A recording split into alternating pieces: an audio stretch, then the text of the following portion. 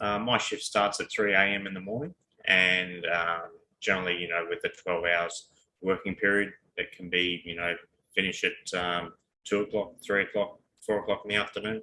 Depends on the workload.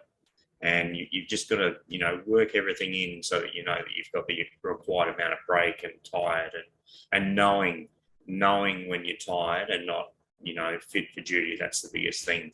I'll call out to anyone, that goes on to shift work or even during the day as well. It's important to be on your game because it's not just your life at risk, it's everyone else's life on the road. Like I'm getting up at around 3:30 to come to Sydney, and there's a lot of people on the road, and their body clocks are telling them they're supposed to be asleep, and here they are travelling down a straight stretch of road with all these new LED headlights in their eyes, and they can't see where they're going, let alone think about what they've got to do. Well, the good thing about how our work is set up is we get most of our work done overnight, which is really good. So from the midnight to the 6 a.m. kind of period is when we do a lot of work, and it's definitely the most enjoyable period of my work when no one else is on the road. And then obviously the morning traffic between, like the 6 to 9 a.m. gets a little bit frustrating, as you can imagine. Well, my start time is 2 in the morning. And as you know, legally, we can't work any more than 12 hours. So around 2 o'clock in the afternoon, sometimes earlier, all depends how busy we are, how many loads are coming out. And just one good thing is physical exercise is always here, like unloading and reloading of pallets. So I try to use the manual jack just to, keep yourself energized and all that, and have frequent breaks, relax a bit, talk to other drivers, and sort of brings the energy back, I guess. Shift workers are at increased risk of drowsiness as they sleep when the brain is wired for alertness in the daytime, and they attempt to stay awake when the brain is wired for sleep at night. Studies have shown that workers doing long evening shifts can have a road crash risk 6 times higher than a 9-to-5 day worker, and somebody who's been awake for 17 hours has the same level of impairment as somebody with a blood alcohol level of 0.05. People doing night shifts often express problems such as poor sleep quality, short sleep periods, and insomnia symptoms. One of the most frequent complaints being an inability to get adequate amounts of sleep the day following a night shift, and this prevents a full recovery. When sleep restrictions accumulate for consecutive days, the deficit may cause acute or chronic fatigue and sleepiness. One study found that restricting sleep to 6 hours a day for 14 days meant performance deteriorated as much as for 24 consecutive hours without sleep. Studies also identify a higher risk for workers following overnight work, and that prolonged driving was found as especially hazardous during the homeward commute, notably suggesting that a drive of more than 45 minutes was likely to increase the risk of drowsiness-related impairment. It's also vital to recognise the general challenges that shift work can present to overall well-being. When compared to day workers, shift workers have a higher risk of developing several chronic medical conditions, and they often eat more unhealthy foods at irregular times. In addition to sleep deficiency, this presents a higher risk for obesity, metabolic alterations, and chronic disease.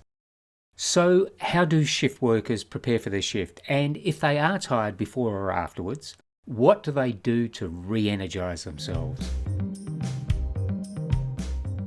I'd started at 5:30 in the morning, and then that was easy for a normal work day.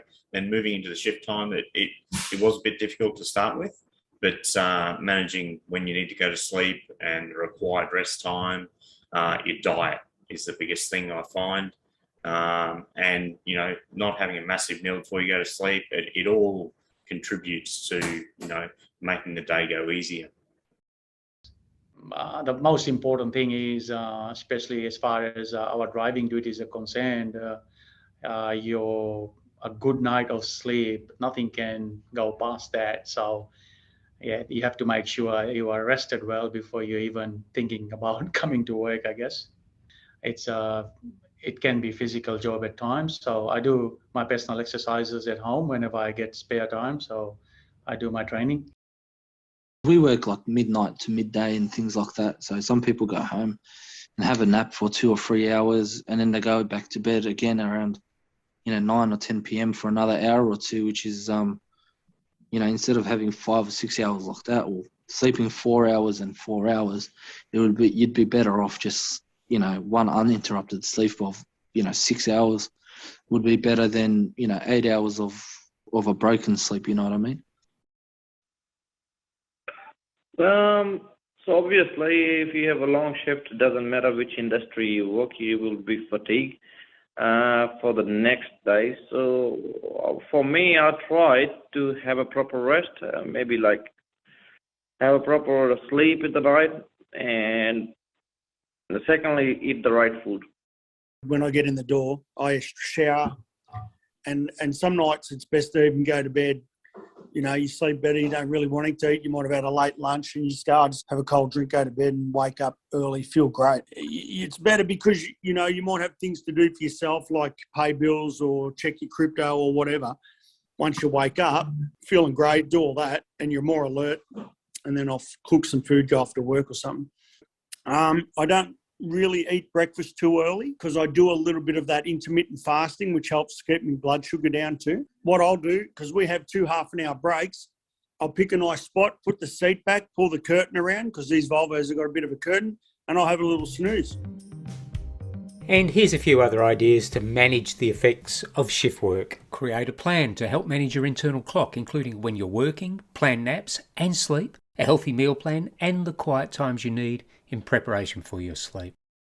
Look at strategic napping, meaning naps planned prior to starting a shift, and recuperative naps at night if possible, for the relief of sleepiness.